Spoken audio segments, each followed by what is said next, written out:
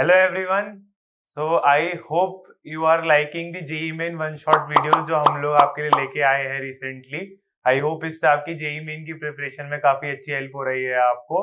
तो हम मन करता होगा ना कि वन शॉट से हमारा रिवीजन तो हो रहा है, कॉन्सेप्ट तो हमारे ज्यादा क्लियर हो रहे हैं या अच्छे से रिवाइज हो जा रहे हैं, लेकिन साथ साथ उनकी कुछ टेस्टिंग भी हो जाए, कुछ मॉक टेस्ट भी मिल जाए. हम आपके लिए वो भी लेके आए हैं एब्सोल्युटली फ्री ऑफ कॉस्ट.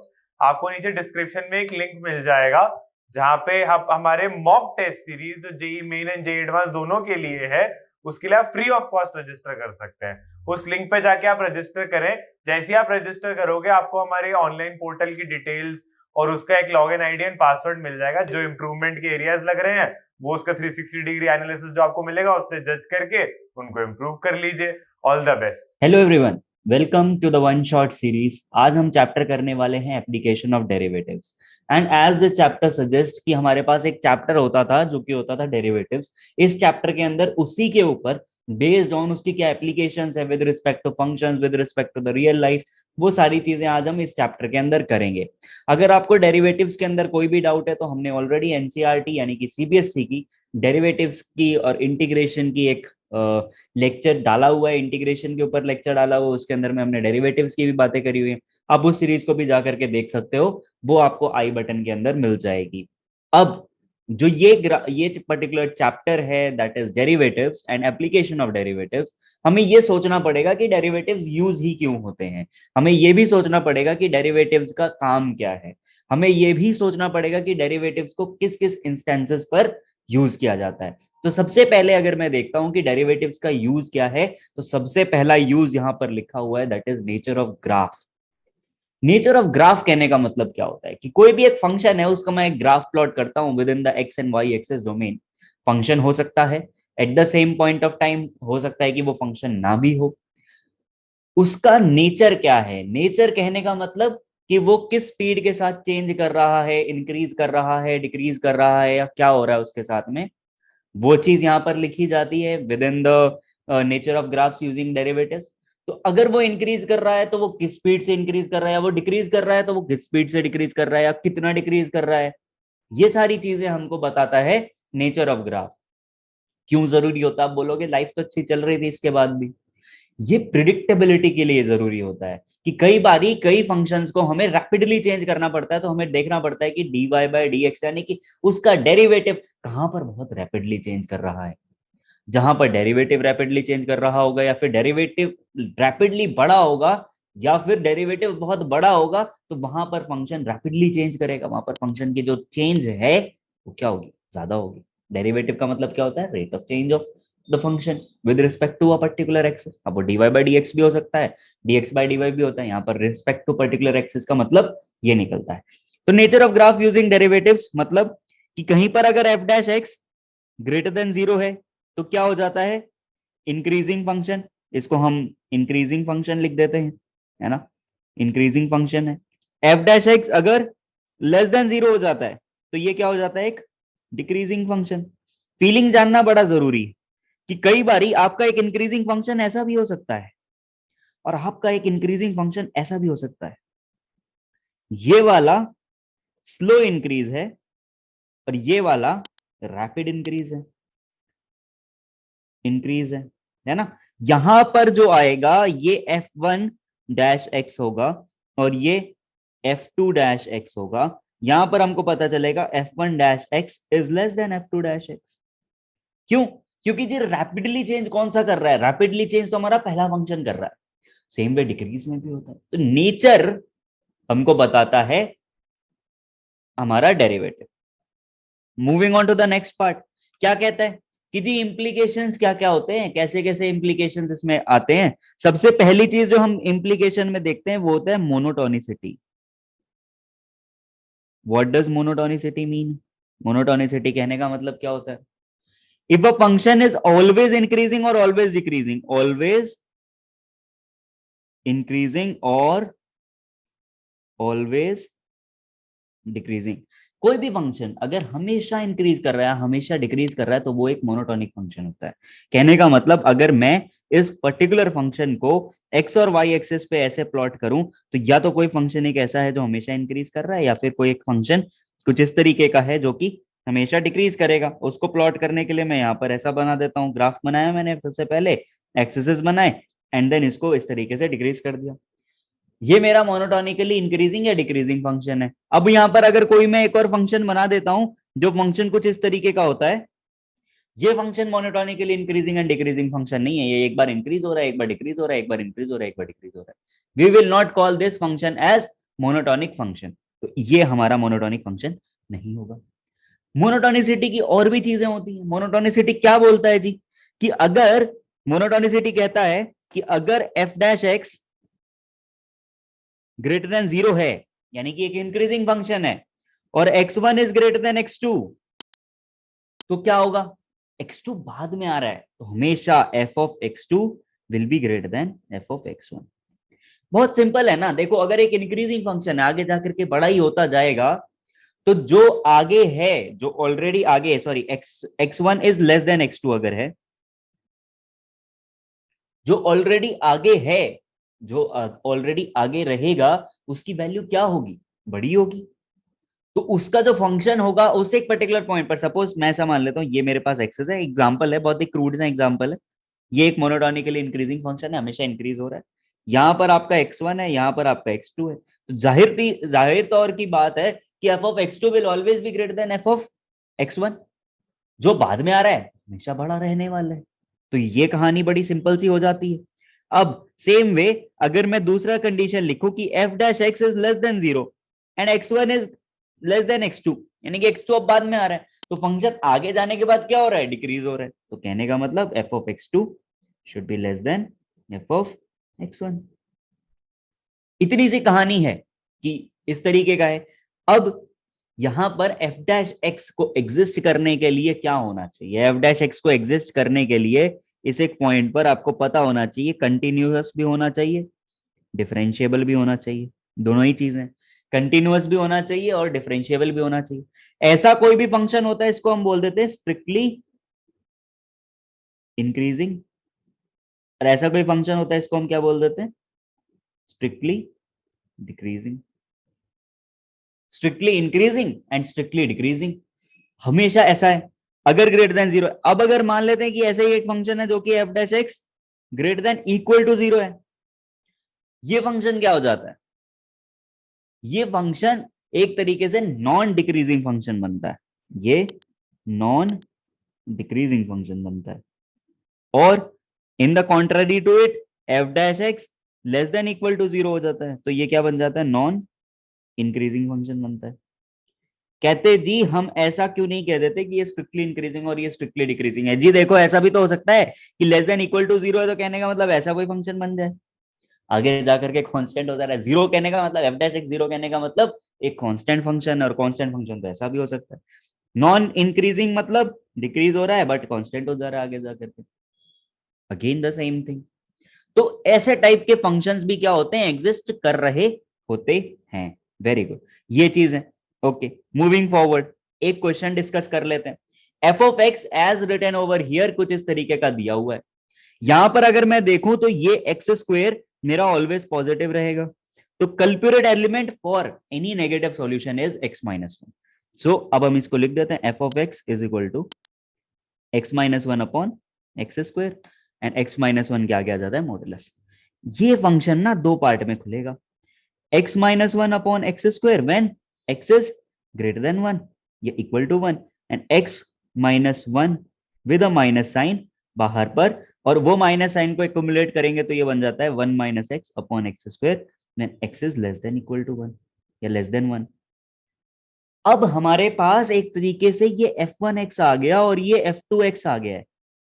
तो सबसे पहले हम डेरिवेटिव कर लेते हैं f1 डैश एक्स का। यहां पर सबसे पहली कंडीशन क्या है कि x should be greater than equal to one, और दूसरी condition f1 f dash x क्या हो जाएगा, d upon d x x minus one upon x square. कहने का मतलब d upon d x one upon x minus क्या आ जाएगा, ये चीज हमारी बन जाती है one minus one upon x square. So d upon d x one upon x minus क्या आ जाता है, वन अपॉन एक्स स्क्वेयर। कहने का मतलब D upon d x one upon x square, और इसको हम क्या कर लेंगे, इसको अब हम सॉल्व कर लेंगे। सो 1/x का डिफरेंशिएशन होता है ln x, सिंपल सी बात है। और माइनस यहां पर क्या आ जाएगा, सॉरी 1/x का डिफरेंशिएशन हमारा हो जाता है x to the power -1 and x to the power -1, that is x to the power -2 and minus of 1, that is minus x to the power -2 minus x to the power -2 है, तो ये क्या हो जाएगा -2 times x to the power -3। ये हमारा differentiation बन जाता है। तो हमारा डिफरेंशिएशन क्या बन रहा है, माइनस का प्लस हो जाएगा। तो अब 1/x² प्लस 2/x³। ये f1-x क्या होना चाहिए, ग्रेटर देन 0 होना चाहिए। कहने का मतलब -1/x² plus 2/x³ should be greater then और इक्वल टू ग्रेटर देन 0, क्योंकि हमें स्ट्रिक्टली इंक्रीजिंग बताना है। स्ट्रिक्टली इंक्रीजिंग, अब यहाँ पर x³ आ जाएगा, या इसको हम और सॉल्व करना चाहते हैं तो 2/x³ ग्रेटर देन क्या आ जाएगा 1/x²। इसको और सॉल्व करेंगे तो यहां से क्या बन जाता है कि जी हमारा फंक्शन कुछ इस तरीके का हो जाएगा, x³/2 लेस देन x², और उसके बाद फिर x² कॉमन ले लिया, x/2 -1 लेस देन 0। कहने का मतलब क्या हुआ यहाँ पर कि ऐसा कोई भी फंक्शन है तो अब x/2 -1 should be less than 0, so x should be less than 2। यहां पर तो बड़े सिंपली बात आ गई ना कि x should be less than 2। अब अगर x 2 से कम है, अगर x 2 से कम है तो सिंपल सी बात हो जाती है, पहली कंडीशन भी इंपॉर्टेंट हो जाती है, x इज ग्रेटर देन 1। तो इन दोनों कंडीशन का कौन सी, फर्स्ट कंडीशन एंड ये जो हमारी सेकंड कंडीशन आई 1/2 लेना पड़ेगा, और वो आ जाता है x एलिमेंट कहां से कहां तक, 1 से लेकर के 2 तक विद एन ओपन ब्रैकेट, क्योंकि हमें स्ट्रिक्टली इंक्रीजिंग बताना है। अब ये तो हो जाता है हमारा f'। अब रिमेनिंग फंक्शन ये तो हमारा हो गया स्ट्रिक्टली इंक्रीजिंग के लिए, और x एलिमेंट 2 से ओपन ब्रैकेट 2 से लेकर के इंफिनिटी तक क्या हो जाएगा, strictly decreasing function. Okay cool है। f2-x क्या बन जाता है, d/dx 1 - x/x²। d/dx 1/x² कहने का मतलब x -2, x to the power -2 minus x to the power -1, यानी कि -2 x to the power -3 plus x to the power -2, that is -2/x³ plus 1/x²। ये क्या होना चाहिए, ग्रेटर देन 0। तो अब यहां पर हम ये कर सकते हैं कि 1 - 2x² divided by x³ greater than 0, and for this to be greater than 0 हमें ये भी करना पड़ेगा 1 - 2x² इंटू x³, ऊपर नीचे मल्टीप्लाई कर दिया, x to the power 6 should be greater than 0। अब इस पार्ट में ये तो ऑलवेज पॉजिटिव है क्योंकि इवन टर्म है, हमारा देखने वाली बात क्या है, सिर्फ और सिर्फ इतनी है 1 - 2x² इंटू x³, राइट। ये वाली चीज है जो हमें देखनी है। तो अब यहां पर हम क्या कर सकते हैं कि भाई 1 - 2x² है, तो दोनों को ही क्या होना चाहिए, एक तरीके से पॉजिटिव होना चाहिए, ये ग्रेटर देन 0 आना चाहिए। This is something that we need to find out. तो यहां पर दो कंडीशंस बन जाएंगी फिर कि x³ should be greater than 0 and क्या होना चाहिए 1 - 2x² should be greater than 0। दूसरी कंडीशन क्या बन जाती है, 1 - 2x² should be less than 0 and x³ should be less than 0। दो कंडीशंस बन रही हैं।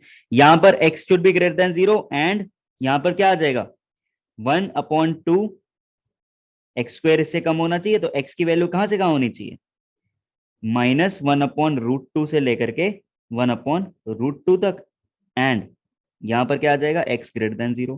तो यहां से आ रहा है x एलिमेंट 0 से लेकर के 1/√2 तक।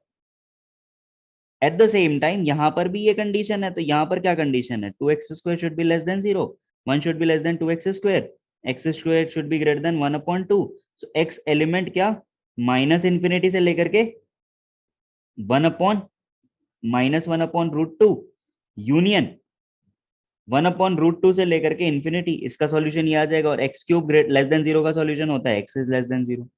इन दोनों का जो कॉम्बिनेशन है वो क्या आएगा, इन दोनों का कॉम्बिनेशन बड़ा सिंपली आ जाएगा कि x should be between what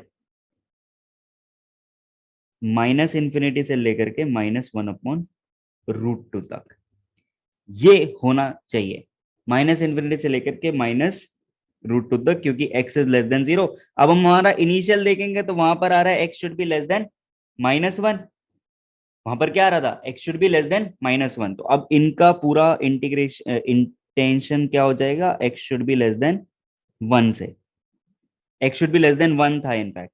so अगर x 1 से कम है तो x एलिमेंट यहां पर क्या आ जाएगा, अगर मैं इस पूरे का कॉम्बिनेशन देखूंगा तो इस पूरे का कॉम्बिनेशन अगर मैंने देखा तो ये फिर हमारा जो इंक्रीजिंग वाला पार्ट है वो कहां से कहां तक बन जाता है, माइनस इन्फिनिटी से लेकर के 0 तक।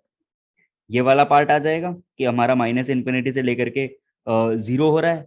अब अगर ऐसी कोई भी चीज है तो अब हम इसको लिख सकते हैं कि स्ट्रिक्टली डिक्रीजिंग फंक्शन कहां से कहां तक है, स्ट्रिक्टली डिक्रीजिंग फंक्शन है मेरा, स्ट्रिक्टली डिक्रीजिंग फंक्शन है इस पॉइंट पे, एक्स एलिमेंट 2 से इंफिनिटी और 0 से 1 के बीच में, एक्स एलिमेंट 0 to 1 यूनियन 0 भी not included 2 to infinity, 2 to infinity। And strictly increasing function क्या है, एक्स एलिमेंट कहां से कहां तक इंक्रीजिंग फंक्शन है, माइनस इन्फिनिटी से 0 यूनियन 1 से 2। ये आ जाता है मेरा फाइनल आंसर।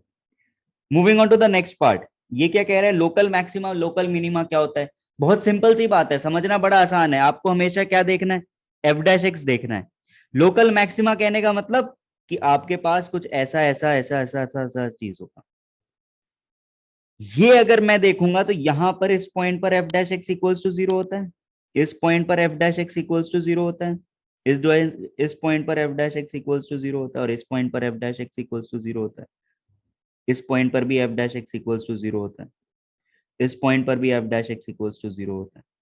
तो लोकल मैक्सिमा लोकल मिनिमा क्या होता है, लोकल मतलब लोकली आसपास के इलाकों के हिसाब से ये सबसे ज्यादा बड़ा होना चाहिए, यानी कि ये वाली चीजें मेरी एक तरीके से लोकल मैक्सिमा है। तो ये क्या है मेरा लोकल मैक्सिमा, लोकल मैक्सिमा कहने का मतलब द हाईएस्ट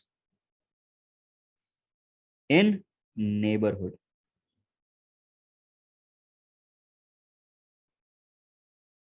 ठीक है, नेबरहुड में सबसे हाईएस्ट कौन सा है, वो हमारा हो जाएगा लोकल मैक्सिमा। लोकल मिनिमा क्या होता है, द लोएस्ट इन नेबरहुड। कहने का मतलब लोकल मैक्स मिनिमा हो जाएगा कुछ ये वाले पॉइंट्स ऐसे, लोकली सबसे कम है, आसपास की वैल्यूज में सबसे कम है, वहां पर एफ डैश एक्स 0 है, तो लोकल मैक्सिमा है या लोकल मिनिमा है। Moving forward, global maxima global minima क्या होगा, कोई एक फंक्शन है जो इस तरीके का चल रहा है कुछ ऐसे, ये सारे पॉइंट्स हैं जहां पर एफ डैश एक्स 0 है। देखो मैं मार्क कर रहा हूं कौन कौन से पॉइंट्स है जहां पर एफ डैश एक्स 0 है। जहां पर कर्व अपना कर्वेचर चेंज कर रहा है वहां पर डेफिनेटली एफ डैश एक्स 0 होता है। इसमें से सबसे बड़ा पॉइंट कौन सा है, ये वाला है, और इसमें से सबसे छोटा पॉइंट कहीं होगा, यहाँ कहीं जा रहा है और यहाँ कहीं जा रहा है, तो सबसे छोटे पॉइंट है ये वाली चीज मेरा हो जाता है ग्लोबल मैक्सिमा, और ये वाली चीज हो जाती है मेरा ग्लोबल मिनिमा। ग्लोबल मैक्सिमा और ग्लोबल मिनिमा ये दोनों चीजें लार्जली डिफाइन कर रहा होता है कि ये मेरा ग्लोबल मैक्सिमा और ये मेरा ग्लोबल मिनिमा है। Same way critical point, critical point क्या हो जाता है, ऐसा कोई भी पॉइंट जहां पर आकर के हमारा फंक्शन ऐसा आ रहा था, एकदम से कर्वेचर चेंज हो गया, ये क्रिटिकल पॉइंट दे रहा है, ये ऐसा इस टाइप की कोई भी चीज, इस तरीके का कोई भी चीज, किंक जहां पर आ रही है, इस तरीके का एज आ रहा है, ये पॉइंट्स हैं ऐसे पॉइंट्स हैं, ये हमारे क्रिटिकल पॉइंट हो जाते हैं। क्रिटिकल पॉइंट्स मतलब एफ डैश एक्स जहां पर अपना साइन चेंज कर रहा होता है, वहां पर क्या हो जाता है, एक तरीके से हमारे क्रिटिकल पॉइंट एग्जिस्ट कर जाते हैं। Find the local maxima and minima of F x is equal to sine X into 1 plus cos X. बड़ा ही इजी क्वेश्चन, क्या करना है हमें, अगेन सबसे पहला स्टेप एफ डैश एक्स है, पहले तो एफ एक्स ही हम ढंग से लिख लेते हैं, पहले तो यही चीज ढंग से लिख लेते हैं, या डायरेक्टली एफ डैश एक्स हम कर लेंगे प्रोडक्ट रूल लगा के, चलो कर लेते हैं। दो तरीके हैं, या तो पहले से सॉल्व कर लो या फिर इसको कुछ इस तरीके से कर लो। प्लस क्या आ जाएगा, साइन एक्स कॉमन ले लिया और कॉस एक्स का डिफरेंशिएशन होता है minus sine x, so 1 that is cos x plus cos square x minus sine square x, ये आ जाता है।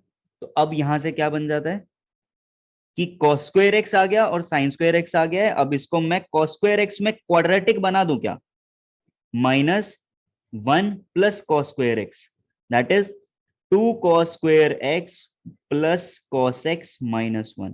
जी बहुत बढ़िया। अब एफ डैश एक्स का अगर मेरे को मैक्सिमा चाहिए या लोकल मैक्सिमा चाहिए, यानी कि हर एक ऐसा पॉइंट जहां पर ये जीरो हो रहा है, एट द सेम टाइम क्या हो रहा है, इसका कर्वेचर चेंज हो रहा है नेगेटिव की तरफ। तो लोकल मैक्सिमा के लिए अगर हम पीछे जाते हैं तो यहां पर एक और कंडीशन लिख दी जा सकती है। क्या कंडीशन लिखी जा सकती है कि ऐसे पॉइंट पर, इस एक पॉइंट पर एफ डबल डैश एक्स क्या होना चाहिए, लेस देन जीरो, और इस एक पॉइंट पर F double dash x should be greater than zero. ऐसे पॉइंट्स पे जहां पर लोकल मैक्सिमा एग्जिस्ट कर रहा होगा वहां पर F double dash X less than zero होगा, जहां पर लोकल मिनिमा एग्जिस्ट कर रहा होगा वहां पर F double dash X greater than zero होगा। ऑल्सो यू कैन जस्टिफाई कि आप उस पॉइंट के आसपास कुछ वैल्यूज पुट करके देखो, तब भी आंसर आपका आ जाएगा लार्जली, कोई दिक्कत नहीं होगी। एफ डैश एक्स क्या बन जाता है यहाँ पर, 2 cos स्क्वायर एक्स है। तो अगर मैं इसको सॉल्व करता हूं तो ये कुछ ऐसा बन जाता है कि 2 cos square x plus 2 cos x minus cos x minus 1, 2 cos x common ले लिया, cos x plus 1 minus 1 common ले लिया तो cos एक्स प्लस 1 हो जाएगा। ये होना चाहिए क्या, ग्रेटर देन जीरो, ये भी होना चाहिए ग्रेटर देन जीरो, या फिर equal to zero for now देख लेते हैं, क्योंकि हमें तो सिर्फ और सिर्फ चाहिए लोकल मैक्सिमा एंड मिनिमा के पॉइंट्स, अलग अलग नहीं चाहिए हमें, एक ही साथ चाहिए। तो यहां पर आ गया cos x is equal to 1/2 और यहां पर आ गया cos x is equal to क्या, -1। तो cos x इक्वल्स टू -1, इसका जनरल सॉल्यूशन क्या बन जाता है, 3π/2। उसके बाद आ जाएगा क्या, समवेयर दैट इज 3π/2, उसके बाद हो जाता है हमारा 7π/2 एंड देन +4 हमेशा चलता रहेगा। तो ऐसी ही कंडीशंस हमारी बन जाएंगी, है ना। तो यहां से जो कंडीशन बनेंगी, यहां पर हम क्या कहेंगे कि हमारे local maxima and minima, local maxima, अगर मान लो हम लोकल मैक्सिमा देख रहे हैं तो क्या हो जाएगा, अगर हम फॉर द टाइम बीइंग ऐसा कंसीडर कर लेते हैं कि लोकल मैक्सिमा देख रहे हैं, अगर हम लोकल मैक्सिमा देख रहे हैं तो कहने का मतलब क्या होगा कि ये जो चीज है ये ग्रेटर देन क्या होनी चाहिए, जीरो होनी चाहिए। अच्छा जी, cos x plus 1, this part is always greater than 0, cos x plus 1 is always greater than 0, होगा या नहीं। मिनिमम cos x की वैल्यू क्या होती है, -1, और मैक्सिमम क्या होती है 1, तो हमेशा ये 1 से तो बड़ा रहेगा। तो कहने का मतलब for local maxima, for local maxima to exist, for local maxima to exist, cos x -1 should be greater than 0, cos x should be greater than 1/2, that means x, that is x should be greater than, और somewhere that, उसको भी यहीं पर ही छोड़ देते हैं, पहले हम ये सिर्फ देख लेते हैं cos x should be greater than 1/2, cos x 1/2 से बड़ा होना चाहिए। और लोकल मिनिमा को एग्जिस्ट करने के लिए, लोकल मिनिमा, आपके फंक्शन ऐसा कुछ फंक्शन हो सकता है, कुछ भी हो सकता है, यहाँ पर एफ डैश एक्स जीरो होगा, यहाँ पर जीरो होगा, यहाँ पर जीरो होगा। लोकल मैक्सिमा एग्जिस्ट करने के लिए cos x 1/2 के आसपास वाली चीज होनी चाहिए, इस तरीके की आसपास वाली चीज होनी चाहिए। तो अब अगर आपको लोकल मिनिमा एग्जिस्ट करवाना है, ये जो पार्ट मेरे को बता रहा है, ये पार्ट क्या बता रहा है, इंक्रीजिंग फंक्शंस का पार्ट बता रहा है।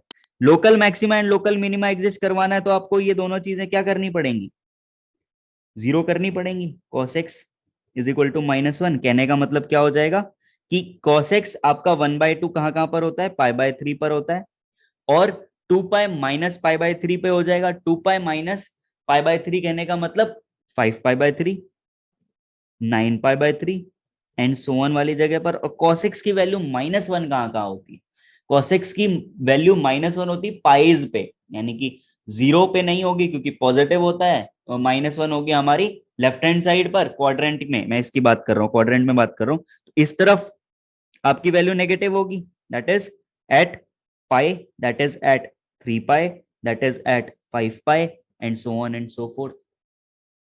इस तरीके से एग्जिस्ट कर रहा होगा, इन जगहों पर हमारी वैल्यू क्या हो जाएगी, जीरो हो जाएगी, इस पॉइंट पर हमारी वैल्यू जीरो होगी। तो आपके जो लोकल मैक्सिमा एंड मिनिमा है वो इन पॉइंट पर लाई करेंगे। अब आपको कैसे पता चलेगा लोकल मैक्सिमा होगा या मिनिमा होगा, अगेन आपको देखना पड़ेगा एफ डबल डैश एक्स की वैल्यू क्या है।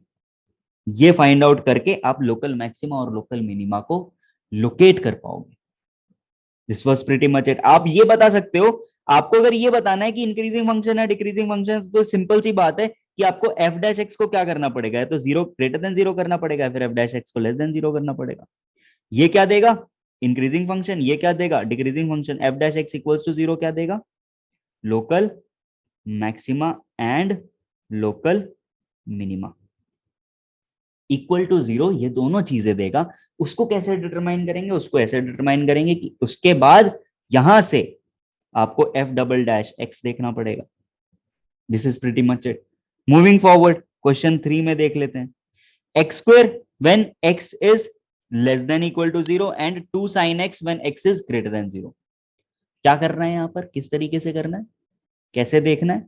अरे यहां पर तो बड़ा सिंपली हम ग्राफ ही बना सकते हैं कि एक्स स्क्वायर जब x is less than equal to zero, कहने का मतलब कैसा फंक्शन है, जब X square less than equal to zero है। ग्राफ या तो बना सकते हैं या फिर कुछ इस तरीके से देख सकते हैं। देखो एक्स स्क्वेयर का ग्राफ ऐसा होगा, 2 sin x का ग्राफ कैसा हो जाएगा, कुछ इस तरीके का, ये ग्राफ बन जाएगा। ये ग्राफ किसका बना है, एफ एक्स का। अब जरा एफ डैश एक्स निकाला जाए, थोड़ा सा एफ डैश एक्स निकाल के देखते हैं क्या आ रहा है। 2x when x is less than equal to 0 and 2 cos x when x is greater than 0। कहने का मतलब कि 2x जब x लेस देन 0 है तो कुछ ऐसा ग्राफ है, एंड 2 cos x कहने का मतलब कुछ इस तरीके का ग्राफ है। तो आपको सिंपली पता चल जाएगा कि ये जो पार्ट है यहां पर, इस पार्ट पे, ये जो पार्ट है आपका कौन सा वाला, उसको और अच्छे से हाईलाइट किया जाए तो ये वाले जो पार्ट्स हैं, आगे भी जो पार्ट्स आएंगे, ये इंक्रीजिंग फंक्शन के पार्ट्स होंगे, और ये वाले जो पार्ट्स होंगे यानी कि जो नीचे की तरफ हैं, ये वाले पार्ट्स, ये वाले पार्ट्स क्या हो जाएंगे, ये वाला भी, इनफैक्ट ये दोनों पार्ट्स क्या हो जाएंगे, डिक्रीजिंग फंक्शन के पार्ट हो जाएंगे। ये वाले चीजें जो जो पॉजिटिव है एफ डैश एक्स में, ये हमें क्या दे रहा है, ये हमें एफ डैश एक्स दे रहा है। जो जो पॉजिटिव है एफ डैश एक्स की तरफ वो इंक्रीजिंग फंक्शन वाला पार्ट है, यानी कि वो येलो वाला पार्ट है, और जो जो व्हाइट वाला पार्ट है वो डिक्रीजिंग फंक्शन को कंट्रीब्यूट कर रहा है। अब अगर ये F dash X equal to zero है तो ये मेरे सारे के सारे लोकल मैक्सिमा एंड मिनिमा के पॉइंट्स दे रहा होगा, that is X equals to zero. At the same time ये सारे पॉइंट्स मेरे लोकल मैक्सिमा एंड मिनिमा के पॉइंट्स हैं।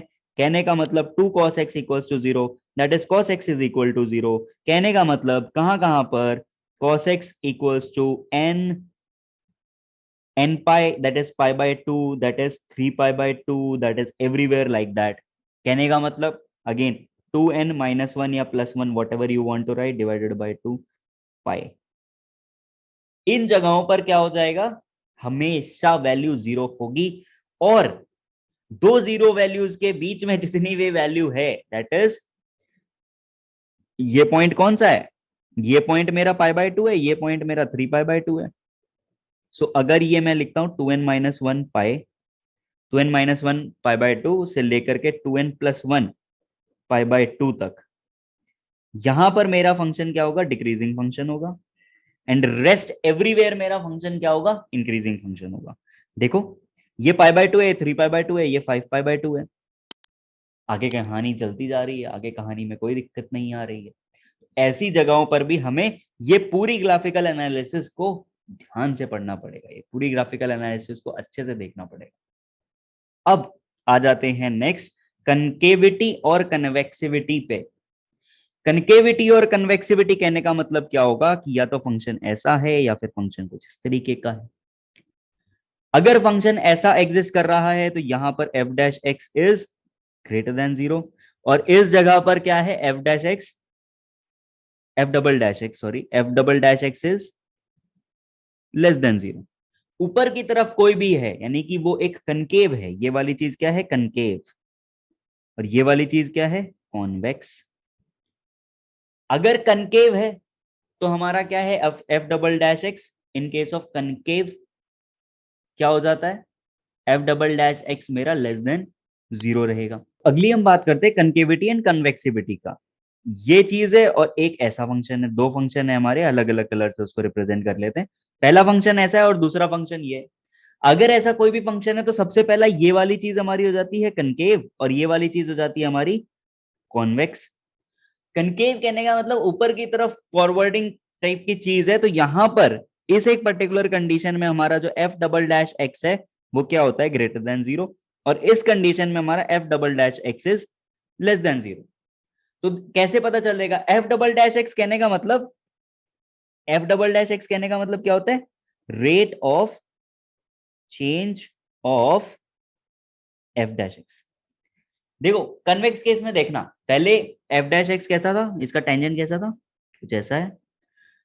धीरे धीरे ये जाते जाते फ्लैट हो गया ना, एक इंफिनिटी से जाते जाते ये फ्लैट हो रहा है, यानी कि डिक्रीज कर रहा है f dash x. Slope is decreasing, slope decreasing है, यानी कि F dash x is a decreasing function. अगर डिक्रीजिंग फंक्शन है एफ डैश एक्स तो उसका डेरिवेटिव क्या हो जाएगा, एफ डैश एक्स का डेरिवेटिव अपने आप ही लेस देन जीरो हो जाएगा। यहां से हमें याद नहीं रखना है कन्वेक्स में क्या होता है, कनकेव में क्या होता है, क्या नहीं होता, ये वो फलाना ढिमकाना नहीं, कुछ नहीं याद रखना। सिंपल सी बात याद रखनी है कि ऐसे ऐसे पॉइंट्स पर ये दिक्कतें आती हैं। नंबर, और उसके बाद फिर इन्फ्लेक्शन पॉइंट होता है एक, इन्फ्लेक्शन पॉइंट या फिर पॉइंट ऑफ इन्फ्लेक्शन भी बोलते हैं। एक ऐसा पॉइंट जहां पर F double dash x zero हो रहा है, एक कोई भी एक ऐसा पॉइंट जहां पर F dash X double dash x zero हो रहा है and it changes the sign, और ये साइन को भी चेंज कर रहा है, अपने साइन को चेंज कर रहा है, नेगेटिव से पॉजिटिव जा रहा है। कहने का मतलब F double dash x negative से पॉजिटिव जा रहा है या फिर पॉजिटिव से नेगेटिव जा रहा है। ऐसे सारे पॉइंट्स को हम क्या बोलते हैं, इन्फ्लेक्शन पॉइंट्स बोलते हैं, यानी कि पॉइंट ऑफ इन्फ्लेक्शन बोलते हैं। इसके बाद हमारे पास आता है एक डेरिवेटिव टेस्ट, डेरिवेटिव टेस्ट। और वो टेस्ट क्या कहता है, nth डेरिवेटिव टेस्ट हमको ये कहता है कि एफ डैश ए जीरो है उस पॉइंट पर एंड एफ डबल डैश ए भी जीरो है उस पॉइंट पर। तो आपको ये चेक करना है कि अगर जहां पर ऐसे जीरो चलता जा रहा है, जिस एक पॉइंट पर ये एफ ट्रिपल डैश ए भी जीरो जा रहा है एंड सो ऑन चलता जा रहा है, एफ एन जीरो कहने का मतलब एफ एन तो डेरिवेटिव जीरो है जहां पर ये नॉट इक्वल टू जीरो होता है। अगर एन एलिमेंट इवन है तो क्या हो रहा है यहां पर, अगर एन एलिमेंट इवन है तो लोकल मैक्सिमा या फिर क्या हो जाएगा, लोकल मिनिमा एग्जिस्ट कर रहा होगा। और अगर एन एलिमेंट ऑड होगा तो क्या होगा, पॉइंट ऑफ इन्फ्लेक्शन होगा। दो बेहतरीन एग्जाम्पल हैं इसके, पहला एग्जाम्पल कुछ ऐसा है और दूसरा एग्जाम्पल है इस तरीके का।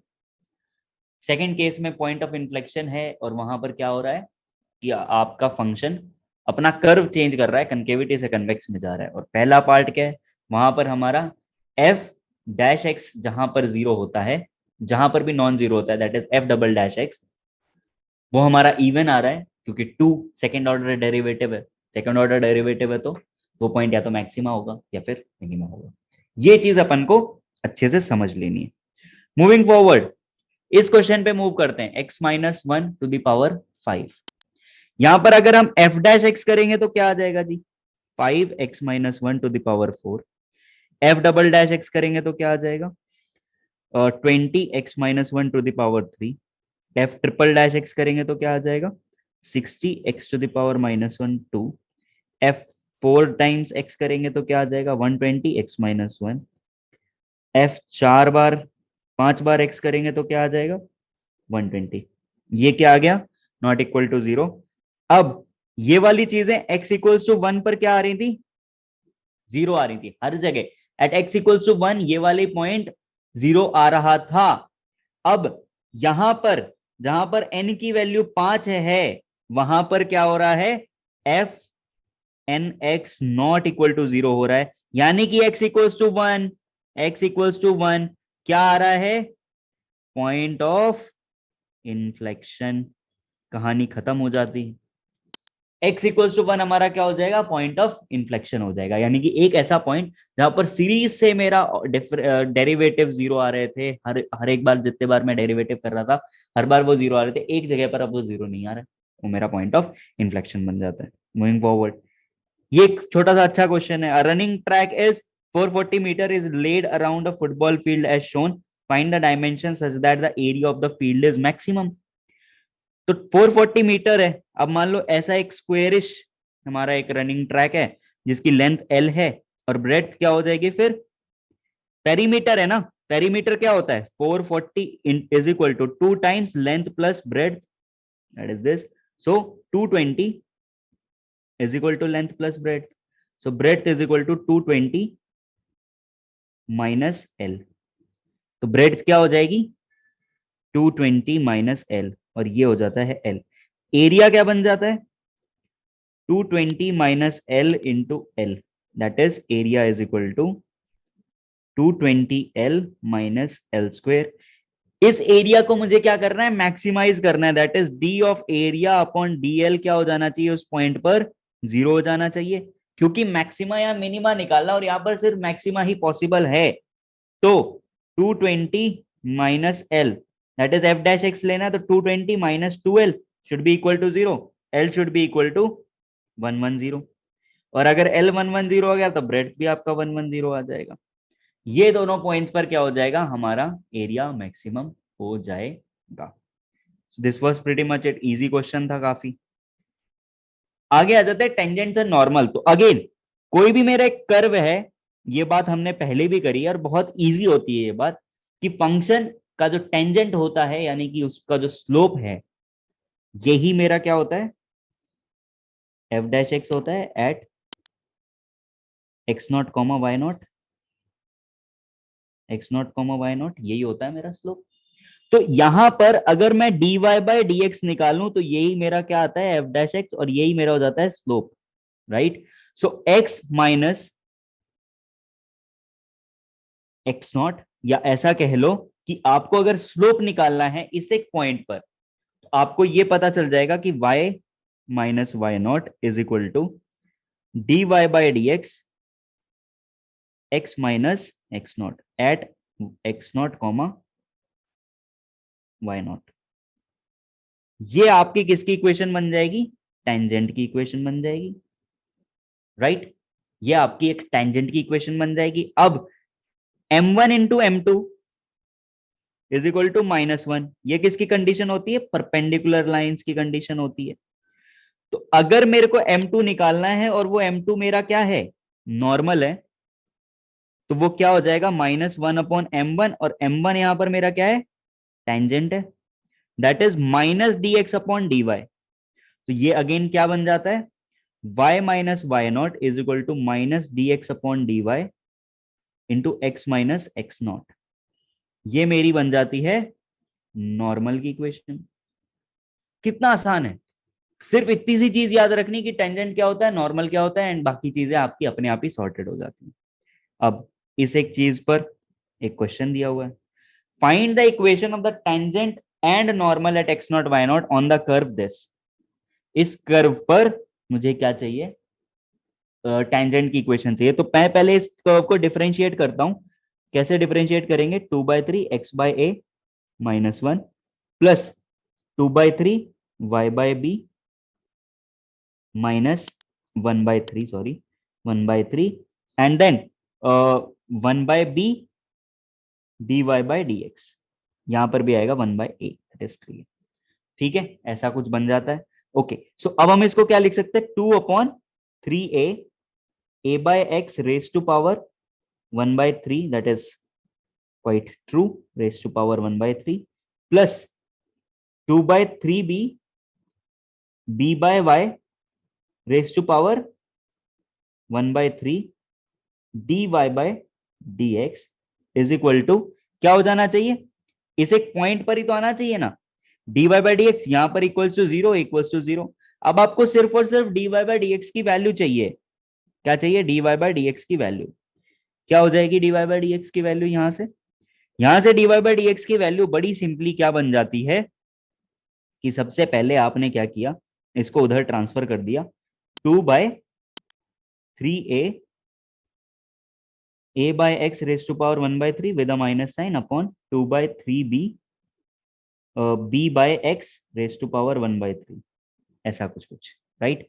सो अब 2/3 से 2/3 कैंसिल, ये हो जाता है b by a इंटू, यहां से क्या आ जाएगा, a by x divided by a by x divided by b by y, a by x divided by b by 1/3, ये आ रहा है आपका dy by dx। So dy by dx is equal to b by a, यहां से क्या चीज बन जाएगी, ay upon bx raise to power 1/3, ये आ जाता है आपका dy by dx। और सेम में नॉर्मल क्या आ जाएगा आपका, माइनस dx by dy, ये आपके नॉर्मल की स्लोप हो जाएगी, dx by dy क्या बन जाती है नॉर्मल की slope, minus of, that is dx by dy क्या हो जाएगी, माइनस ऑफ नॉर्मल की स्लोप, यहां से minus of dx by dy तो चाहिए, that is minus of a by b bx upon ay raise to power 1/3 is equal to m1, sorry m2 is equal to m1, this is tangent and this is normal। ये दोनों slopes आ जाती हैं, x naught y naught आपको points दिए हुए हैं, यहाँ पर आप x naught y naught put करोगे, यानी कि इस जगह पर x naught y naught put कर दो, b by a y naught upon b x naught raise to power 1/3 और a minus a by b x naught upon a y naught raise to power 1/3, ऐसी ही condition बन जाती है और यही मेरा फाइनल आंसर हो जाता है regarding tangents and normals. Moving forward, angle between the curves, आपको एंगल बिटवीन द कर्व्स चाहिए तो क्या होगा, आप एक कर्व को m1 को dy by dx निकालोगे एट x1, y1 और सेम पॉइंट पर dy by dx at x1, y1 निकालोगे दूसरे का, और फिर tan थीटा को कैसे पुट कर दोगे, m1 minus m2 upon 1 plus m1 m2, इस फॉर्मूले के थ्रू आप एंगल बिटवीन द कर्व्स निकाल सकते हो। तो अगेन क्या करना है, एक पॉइंट के ऊपर स्लोप देखनी है, वो स्लोप जब आप देखोगे तो क्या हो जाएगा कि वहां पर आपको पता चलेगा कि वो स्लोप की एक वैल्यू क्या है, dy by dx क्या है फॉर फर्स्ट ग्राफ और dy by dx for the second graph, आपको पता चल जाएगा and you will get the answer. इसके बाद क्वेश्चन देख लेते हैं, find the value of a if the curves cut orthogonally. Orthogonally cut करने का मतलब क्या होता है, ऑर्थोगोनली कट करने का मतलब होगा कि ये कर्व कट कर रहे हैं एट 90 डिग्री। तो सबसे पहले आप इन दोनों का पॉइंट ऑफ इंटरसेक्शन देखो, ये पॉइंट ऑफ इंटरसेक्शन मिल कहां रहा है, किस जगह पर मिल रहा है, कहां पर है, क्या है, किस तरीके से है। अब वो पॉइंट हम नहीं बता सकते, क्यों नहीं बता सकते, क्योंकि ए हमारा नॉट नोन है, तो हम मान लेते हैं eight x1, y1 for now हमको ये चीज मिल रही होगी। तो अगर ऐसी जगह पर मिल रहा है तो अब हम देखते हैं at 90 degree dy by dx निकालते हैं इसका, 2x upon a square plus 2y upon 4 dy by dx is equal to 0. So dy by dx for first graph is equal to क्या आ जाएगा, minus 2x upon a square divided by क्या आ रहा है ये, यहां से आ गया 2y अपॉन 4, 2 से 2 कैंसिल, सो 4x माइनस अपॉन y ए स्क्वेयर, ये आपका आ जाता है m1, राइट। अच्छा, तो dy by dx at 2 second graph क्या हो जाता है, क्या बन जाएगा, ये चीज अगर हमें निकालनी है तो कैसे निकालेंगे हम, 3y square dy by dx is equal to 16, that is dy by dx is equal to क्या आ जाएगा, 16 अपॉन 3y स्क्वेयर, ये आपका हो जाता है m2। अब आपको पता है कि m1 इंटू m2 क्या होना चाहिए, -1 के बराबर होना चाहिए, दैट इज आपके पास दो इक्वेशंस आ जाती है, -4x upon y a square into 16 upon 3y square is equal to क्या आ जाना चाहिए, -1 के बराबर हो जाना चाहिए। सो यहां से अगेन हमें क्या चीज पता चल जाएगी कि 4x -4x that is something that is -64x upon 3 a square y cube is equal to -1. That is 64x upon 3a square y cube is equal to 1. और इस एक पर्टिकुलर चीज से हमें पता चलता है कि y क्यूब की वैल्यू 16x है। तो y क्यूब की वैल्यू अगर 16x है तो हम यहाँ पर रिप्लेस कर देते हैं ना उसको, इसको 16x लिख देते हैं, ये हो जाता है 4। a की वैल्यू क्या आ जाती है, +-2/√3। क्यों हमने ऐसा किया, क्योंकि यार वो उस पॉइंट को भी तो सेटिस्फाई कर रहा है। ये एक तरीके से क्या है, हमारे पास दो फंक्शंस हैं और दो फंक्शंस एक पॉइंट पे मीट कर रहे हैं, तो वो जो पॉइंट है यही पॉइंट मेरा क्या है, x1, y1 है।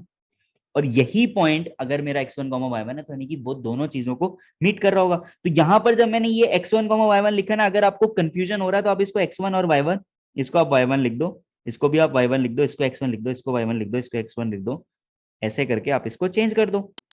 That is also fine. यहाँ पर आप 1 1 ऐड करते जाओ, 1 1 add, I mean in the subscript add करते जाओ, और आपका आंसर तब भी आएगा, क्योंकि वही वो पॉइंट है। मैंने यहाँ पर टू अवॉइड एनी कंफ्यूजन, क्योंकि हमारे पास कोई दूसरा वेरिएबल नहीं था, इसलिए मैंने x1 और y1 लिखना जरूरी नहीं समझा, बट आप अपनी क्लैरिटी के लिए x1 और y1 लिख सकते हो। Now various lengths in t and n, कहने का मतलब कि t और n जो हमारा होता है टेंजेंट्स एंड नॉर्मल, उसमें कई सारी लेंथ्स होती है और वो लेंथ्स को ही हमें देखना है यहाँ पर। तो अगर मैं इन लेंथ्स को देखना चाहूंगा, सबसे पहले मुझे ऐसे लिखना पड़ेगा, कोई भी एक कर्व है, फॉर एग्जांपल कुछ ऐसा दिया हुआ है, ये कर्व दिया हुआ है, यहां से इस पॉइंट पर x, y पर एक नॉर्मल है जो इस तरीके की जा रही है, ये नॉर्मल मान लेते हैं यहाँ कहीं मीट कर रही होगी, और ये टेंजेंट है जो यहाँ से जा रही है, इन दोनों के बीच में एंगल क्या है, थीटा है, और यहाँ पर कुछ इस तरीके से होगा, ये मेरा p हो जाता है, इसी को मैं, और नॉर्मल यहाँ पर n पे इंटरसेक्ट करती है, ये t पे इंटरसेक्ट करती है। तो जो मेरा एंगल इस तरीके से बन रहा है, इसको मैं थीटा ना मान करके, अगर मैं इसको ये वाले एंगल को थीटा मानूं, so it will be more beneficial for me, मैं इस वाले एंगल को थीटा मान लेता हूँ। तो अगेन नॉर्मल है ये वाला, तो मेरे को फिजिक्स में भी हमने कई बार ये चीज करी होती है कि ये वाला थीटा बन जाता है। हम पहले दोनों के एंगल को थीटा ले रहे थे, बट वो π/2 हो जाता, क्योंकि टेंजेंट और नॉर्मल का एंगल था वो। अब हमें सपोज पीटी निकालना है, तो क्या होगा, ये हो जाएगा y cosecant theta, and cosecant theta आपको किस टर्म्स में लिखना पड़ेगा, tan थीटा के टर्म्स में, that is y√1 plus 1/dy by dx का होल स्क्वायर, कुछ इस तरीके से। कोसिकेंट थीटा को आप क्या लिखोगे, साइन थीटा, और sine theta in terms of tan theta कैसे लिख सकते हैं, बेसिकली हमें tan थीटा पता है, tan थीटा क्या होता है, perpendicular upon base, that is dy by dx, कुछ इस तरीके से। तो ऐसा मान लेते हैं कि dy बाई dx अपॉन 1 है, तो हाइपोटेनियस की लेंथ क्या हो जाती है, √1 प्लस dy बाई dx का होल स्क्वायर, ये हाइपोटेनियस की लेंथ हो जाती है। तो परपेंडिकुलर अपॉन हाइपोटेनियस, कुछ इस तरीके का एग्जांपल सा बन जाएगा हमारे पास। तो साइन थीटा को अगर मेरे को कोसिकेंट थीटा लिखा हुआ है ये चीज, ये कैलकुलेट करना है, तो y/1 sine theta, that is y into sine theta है, तो परपेंडिकुलर क्या है, dy बाई dx, और हाइपोटेनियस क्या है, 1 प्लस dy बाई dx का होल स्क्वायर। अंदर अगर मैं इसको ट्रांसफर करता हूं तो ये क्या बन जाता है, √1/dy बाई dx का होल स्क्वायर प्लस 1, ये चीज आ जाएगा कुछ ऐसा, ये आपका बन जाता है पीटी। अगर आपको यही पीएन चाहिए तो पीएन क्या हो जाएगा, y सेकेंड थीटा हो जाएगा, एंड सेम वे में आप उसको भी चेंज कर सकते हो। ये पॉइंट अगर मैं s मान लेता हूं, तो अगर मुझे st चाहिए तो क्या हो जाएगा, st will be basically PT, यानी कि y, इस पार्ट को अगर मैं y मान रहा हूं st को, अपॉन tan थीटा। वैसे आप इसको pt के टर्म्स में भी लिख सकते हो, but that is fine. pt को आप लिख देते, आप इसको ऐसा भी लिख सकते हो कि pt cos थीटा, राइट। तो अगेन आपको pt क्या दिया हुआ था, pt आपको दिया हुआ y सेकेंड थीटा, तो अगेन आपको वहां पर पुट करना पड़ेगा। सेम वे आप चाहो तो ps ले सकते हो, ps क्या हो जाएगा, ps will be basically pt sine theta. Again pt को क्या लिखना है, y कोसिकेंट थीटा, तो अगेन ps हमारा पूरा y लेंथ हो जाता है, इज इक्वल टू y। तो इस तरीके से हम सारे लेंथ्स एंड सारी चीजों को लिख सकते हैं। मूविंग फॉरवर्ड, रोलेस थ्योरम क्या होता है? रोलेस थ्योरम बड़ा सिंपल सी चीज है, ज्यादा इसमें दिक्कत नहीं होती है। ये आपका एट ए है, x इक्वल्स टू ए है, ये आपका x इक्वल्स टू बी है, ये आपका एफ ऑफ ए है, एंड सेम वे यहां पर ये आपका एफ ऑफ बी है। तो ये कहता है कि F dash x is equal to, मान लेते हैं कि कोई भी ऐसा एक फंक्शन एग्जिस्ट कर रहा है जहां पर f of a is equal to f of b है and a is less than b, then there exist at least one function जहां पर एफ डैश एक्स की वैल्यू क्या होनी चाहिए? 0 होनी चाहिए। अगर अगर if f x is continuous, अगर एफ एक्स कंटिन्यूअस है तो एक वैल्यू तो ऐसी एग्जिस्ट करनी चाहिए, कंटिन्यूअस एंड डिफरेंशिएबल, ऑब्वियसली क्योंकि डिफरेंशिएट हम कर रहे हैं इसको। एफ डैश एक्स 0 होगा एफ एक्स, और अगर कंटिन्यूअस है और डिफरेंशिएबल है, एंड एफ ऑफ ए, तो बेसिकली कहने का मतलब क्या है कि अगर ये ऊपर जा रहा है तो ये फंक्शन हो सकता है ऐसा नीचे भी जाए, बट एक वैल्यू जरूर से ऐसी एग्जिस्ट कर रही होगी जहां पर ये 0 होगा। ये कहता है रोलेस थ्योरम। रोलेस थ्योरम का एक क्वेश्चन अगर हम देखेंगे तो टिपिकली ऐसा क्वेश्चन आता है कि if f x is satisfying Rolle's theorem for c equals to 3/4, find a comma b for this. तो सबसे पहले हमको ये करना है कि f of one should be equal to f of two. कहने का मतलब 1 minus a plus b plus 1 that is should be equal to 8 minus 4a plus 2b plus 1। कहने का मतलब 2 minus a plus B is equal to 10 minus 4a plus 2b। अब इसको अगर मैं इस तरफ शिफ्ट करूंगा तो 5a minus b is equal to 8 आ जाएगा। 5a माइनस बी की वैल्यू क्या आ जा रही है? 8। ये एक कंडीशन हो गई। F1 is equal to F2 की कंडीशन, सॉरी यहां पर 9 आएगा तो यहां पर हो जाएगा 7। यस। अब दूसरा क्या होना चाहिए? एफ डैश एक्स 0 होना चाहिए, और यहां पर x की वैल्यू क्या है? 4/3। कहने का मतलब f dash 4/3 should be equal to 0। So f dash x क्या है? 3x square minus 2ax plus B. कहने का मतलब यहां पर वैल्यू पुट कर देते, 3 इंटू 4/3 का whole square minus 2a into 4/3 plus b. So this is 48/3 minus 8a/3 plus b. ये आ रहा है आपका एफ डैश 4/3। ये क्या हो जाना चाहिए? 0 के बराबर। आपकी इक्वेशन 1 आ गई, आपकी इक्वेशन 2 आ गई। सॉल्व करना है अब आपको बस इक्वेशन 1 एंड इक्वेशन 2 को, दैट इज इट। आप अगर इन दोनों इक्वेशंस को सॉल्व करोगे आपका आंसर आ जाएगा। ए और बी की वैल्यूज निकाल लेंगे हम। Lagrange's mean value theorem is basically rotation of Rolle's theorem, या ऐसा कह सकते हो कि Rolle's theorem is rotation of Lagrange's mean value theorem. उसमें क्या कह रहा होता है कि आपका ये पॉइंट है at x equals to a, और ये पॉइंट है x equals to b, and there is a function that is continuous and differentiable. So सबसे पहले fx हमारा क्या है? कंटिन्यूअस है एंड डिफरेंशिएबल है। तो there exist some f dash x that is equal to f of a minus f of b, या f of b minus f of a, which is the slope formula divided by b minus a। ऐसा कि इसके slope के बराबर हो जाएगा यहां पर इस तरीके से। कोई तो एक ऐसी वैल्यू एग्जिस्ट कर रही होगी जो इसके स्लोप के बराबर होगी। क्वेश्चन अगर हम देखेंगे तो क्वेश्चन क्या बन जाता है?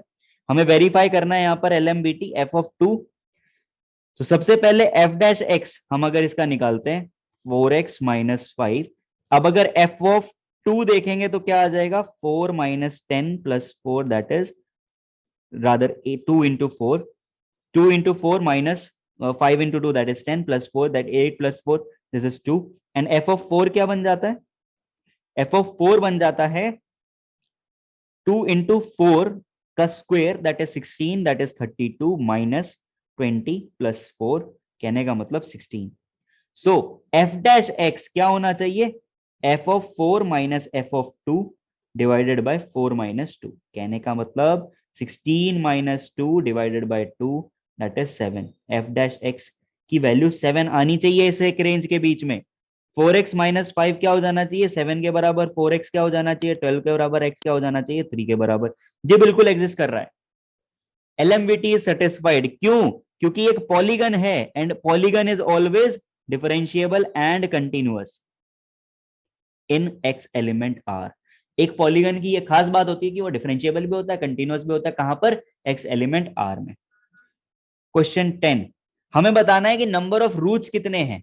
Number of roots in x square minus sine x. अब देखो भाई रूट कैसे पता चलता है तुमको? रूट ऐसे पता चलता है कि एक फंक्शन तुम्हारा नेगेटिव जा रहा था, एकदम से अपना चेंज किया पाथ और पॉजिटिव हो गया, एंड ऐसे गया ऐसे हो गया।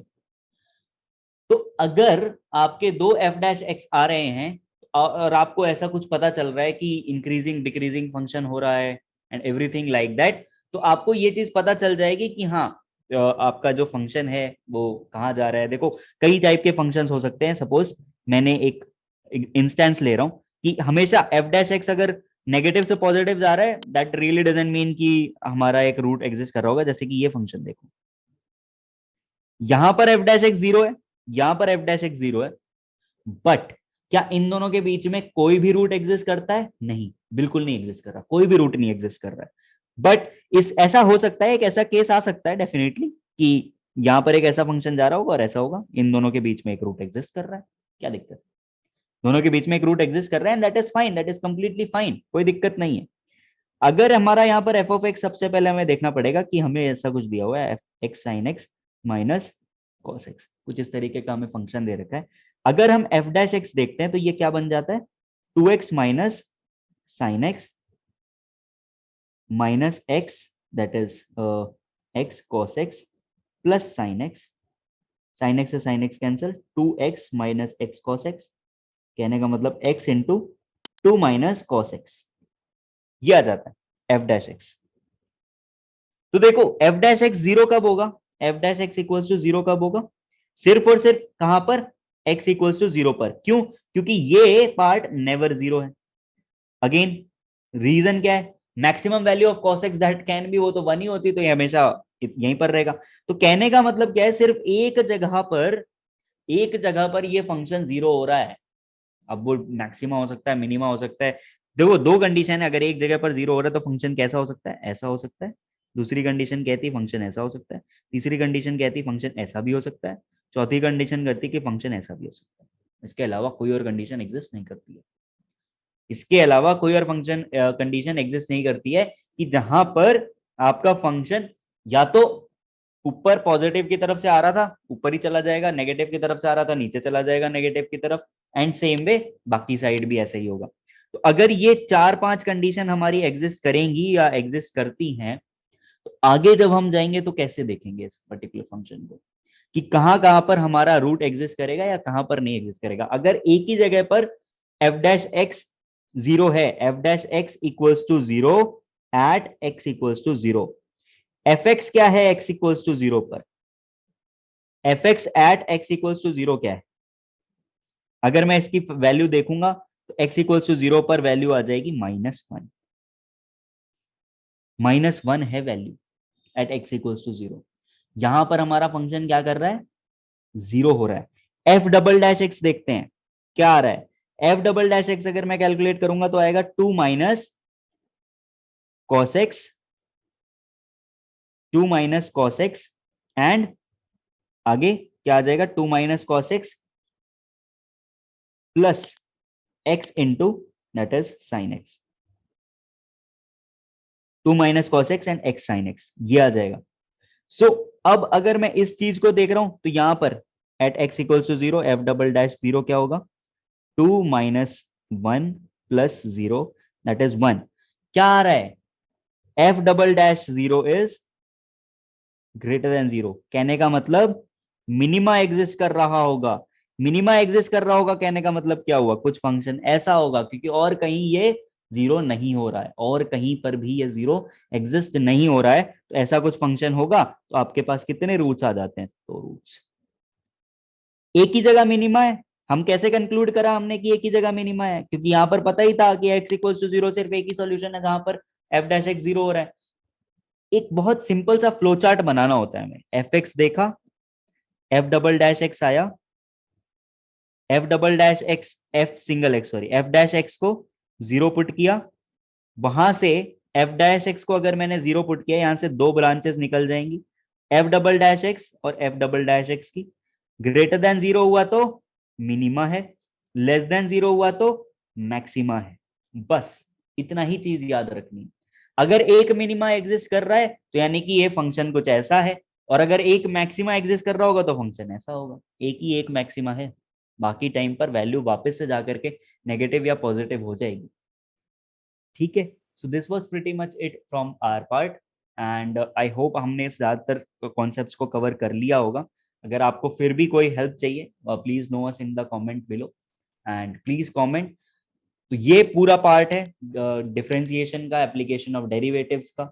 इसमें ज्यादातर टॉपिक्स जो हैं आप जा करके उनको सॉल्व कर सकते हो, उनके ऊपर और प्रैक्टिसेस कर सकते हो, एलएमवीटी की प्रैक्टिस करके जाओ, रॉलेस थ्योरम की प्रैक्टिस करके जाओ, जो हमारा एक वर्ड प्रॉब्लम थी पार्क वाली, उस टाइप के प्रॉब्लम्स को प्रैक्टिस करके जाओ। वहां पर एरिया पूछा गया था, वॉल्यूम एंड एवरीथिंग, वो भी चीजें आ जाती हैं। तो ये सारी चीजें अगर आप प्रैक्टिस करोगे तो होपफुली आपके नंबर बहुत अच्छे आएंगे। And even if you want to practice some of the JEE Mains paper, नीचे लिंक होगा जिसमें आपको जेई मेंस के जितने भी पेपर हैं स्वास्थ्य क्लासेस के द्वारा प्रोवाइडेड, वो आपको फ्री में अटेम्प्ट करने के लिए मिलेंगे। Please go forward and have a subscription of that, it is completely free. आप अपनी प्रैक्टिस को और बूस्ट दीजिए and all the best. Hello everyone, I hope कि आपको हमारे यूट्यूब चैनल का कंटेंट पसंद आ रहा होगा। तो please like, share and subscribe our channel and keep watching this channel for further useful and interesting stuff. Thank you.